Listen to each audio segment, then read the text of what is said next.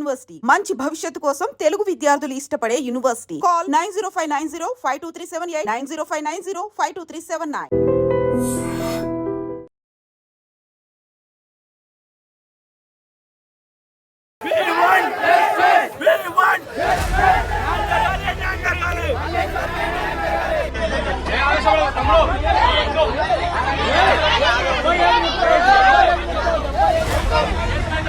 Phone చేసి మాట్లాడతా, వీలైనంత తొందరగా అరెస్ట్ చేయమని మాట్లాడతా. మీరు అడుగుతున్నది అరెస్ట్ గురించే కదా, వీలైనంత తొందరగా అరెస్ట్ చేయమని మీ ముందే లౌడ్ స్పీకర్ పెట్టి మాట్లాడతా.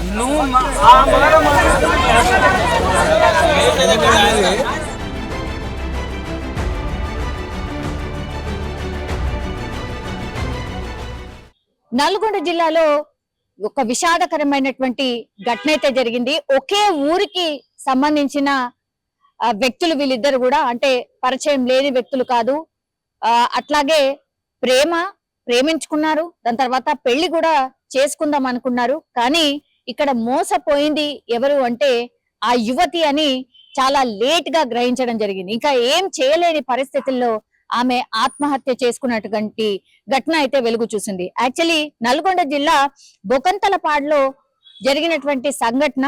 ఇప్పుడు ఈ అమ్మాయి ఎవరైతే ఉన్నారో, ఈ అమ్మాయి పేరు వచ్చేసి మల్లీశ్వరి, అట్లాగే ఈ అబ్బాయి పేరు వచ్చేసి జాన్ రెడ్డి. వీళ్ళిద్దరు కూడా ఒకే గ్రామానికి సంబంధించిన వ్యక్తులు.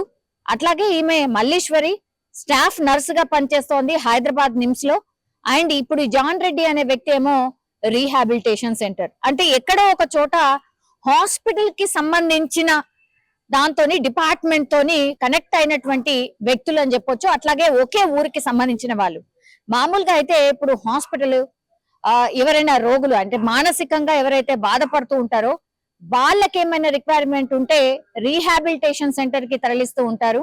అట్లా వీళ్ళిద్దరి మధ్య ఒకే డిపార్ట్మెంట్ కి సంబంధించిన డిఫరెంట్ జోనర్ కాబట్టి అందులో పరిచయం ఏర్పడింది. ఒకే గ్రామానికి సంబంధించిన వ్యక్తులు కాబట్టి ఇంకొంత చనువు పెరిగిన తర్వాత ఆ తర్వాత ప్రేమించుకున్నారు ఇద్దరు కూడా. ఆ తర్వాత పెళ్లి కూడా చేసుకుందాము అని డిసైడ్ అయిన పరిస్థితి.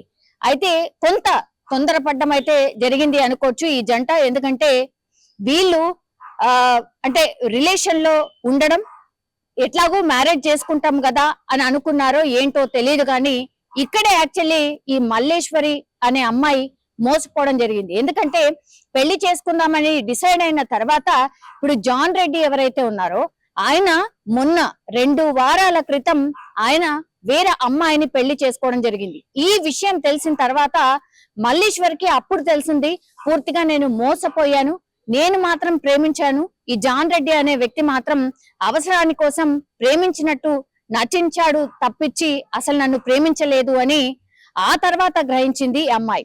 మల్లేశ్వరి ఇంకా ఏం చేయడానికి లేదు, ఆమెనేమో మ్యారేజ్ చేసుకుంటానని ఒప్పించి జాన్ రెడ్డి మాటలు చెప్పి ఆ తర్వాత వీళ్ళిద్దరు కూడా సహజీవనం చేసినట్టుగా కూడా పోలీసులు నిర్ధారణ చేసినటువంటి పరిస్థితి కనిపిస్తోంది. జాన్ రెడ్డికి 2 వారాల క్రితం మ్యారేజ్ అయ్యింది అని మల్లీశ్వరికి నిన్న మొన్న తెలిసిన సందర్భం.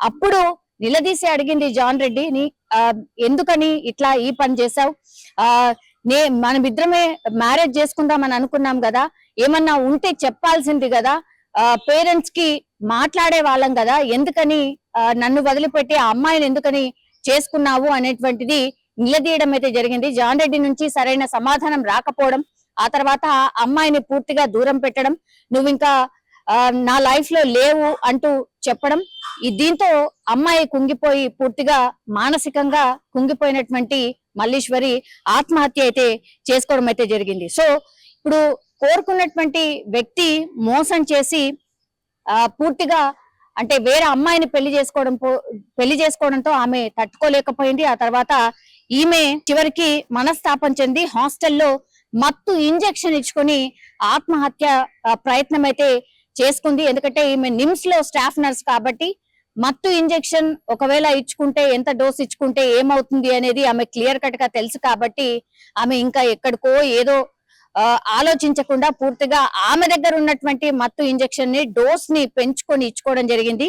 దాంతో ఆమె మృతి చెందినటువంటి పరిస్థితి. ఇప్పుడు యువతి డెడ్ బాడీని తీసుకున్నటువంటి ఆమె కుటుంబ సభ్యులు జాన్ రెడ్డి ఇంటి దగ్గర ఆందోళన చేస్తున్నారు. అట్లాగే జాతీయ రహదారి మీద కూర్చొని నిరసన వ్యక్తం చేస్తున్నారు. మా అమ్మాయికి న్యాయం చేయాల్సిందే, ఎందుకంటే వీళ్ళిద్దరూ సహజీవనం చేసినట్టుగా కూడా, ప్రేమించి పెళ్లి చేసుకోబోతున్నట్టుగా కూడా ఇప్పుడు అటు మల్లేశ్వరి ఫ్రెండ్స్ కి కావచ్చు, అక్కడ ఉన్నటువంటి హాస్పిటల్లో కావచ్చు, ఆ తర్వాత జాన్ రెడ్డి పనిచేసినటువంటి ఈ రీహాబిలిటేషన్ సెంటర్ వాళ్ళకి కావచ్చు, అందరూ చూశారు. సో మా అమ్మాయిని మోసగించాడు కాబట్టే మా అమ్మాయి అది తట్టుకోలేకనే చనిపోయింది, మాకు న్యాయం చేయాల్సిందే అంటూ పెద్ద ఎత్తున జాన్ రెడ్డి ఇంటి దగ్గర నిరసన వ్యక్తం చేయడం, ఆ తర్వాత పోలీసులు అక్కడి నుంచి తరలించడంతో పూర్తిగా జాతీయ రహదారి మీద, నల్గొండకు సంబంధించిన జాతీయ రహదారి మీద కూర్చొని నిరసన అయితే వ్యక్తం చేసిన సిచ్యువేషన్. ఆ తర్వాత పోలీసులు పూర్తిగా విచారణ చేపట్టారు, కేసు నమోదైతే చేసిన పరిస్థితి. ఇప్పుడు అమ్మాయికి న్యాయం చేయాలంటూ కూడా వాళ్ళ కుటుంబ సభ్యులు అయితే కోరుతున్న సిచ్యువేషన్ అయితే కనిపిస్తోంది. కానీ ఇందులో నిజం చెప్పాలంటే కూడా తొందరపాటుగా, అంటే అమ్మాయి మోసపోవడానికి రీజన్ ఏంటంటే ఆమె కూడా ఆలోచించకుండానే ఫార్వర్డ్ అయిపోయింది అని అనుకోవచ్చు. బికాజ్ ఇట్లాంటి మోసాలు ఈ మధ్య కాలంలో చాలా జరుగుతున్నాయి. మన ఊరోడే కదా, మననెందుకు మోసం చేస్తాడు అని అస్సలు అనుకోవద్దు. ఎస్పెషల్లీ అమ్మాయిలు అట్లా తొందరపాటుగా ఇట్లాంటి నిర్ణయాలు తీసుకోవడంతో మీరే మోసపోతున్నారు తప్పించి అది ఎవరైనా కావచ్చు. మోసపోవడానికి ఒక్క క్షణం చాలు, కాబట్టి అన్ని ఆలోచించుకున్న తర్వాతనే డిసైడ్ చేసుకోవాల్సిందే అని ఎవరైనా సరే, అంటే మన పెద్దవాళ్ళైనా అనుకోండి, లేదంటే పోలీసులైనా ఇప్పుడు అదే చెప్తారు. ఇప్పుడు అంతా అయిపోయిన తర్వాత, అమ్మాయి చనిపోయిన తర్వాత ఎవరు ఏమి చేయడానికంటే ఏమీ ఉండదు.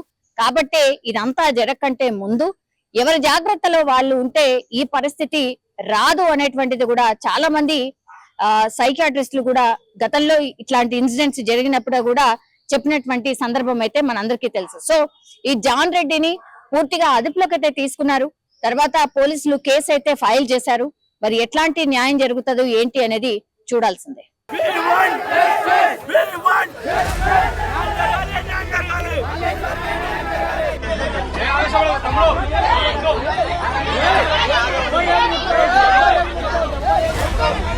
సిఐకి ఫోన్ చేసి మాట్లాడతా, వీలైనంత తొందరగా అరెస్ట్ చేయమని మాట్లాడతా. మీరు అడుగుతున్నది అరెస్ట్ గురించే కదా, వీలైనంత తొందరగా అరెస్ట్ చేయమని మీ ముందే లౌడ్ స్పీకర్ పెట్టి మాట్లాడతా.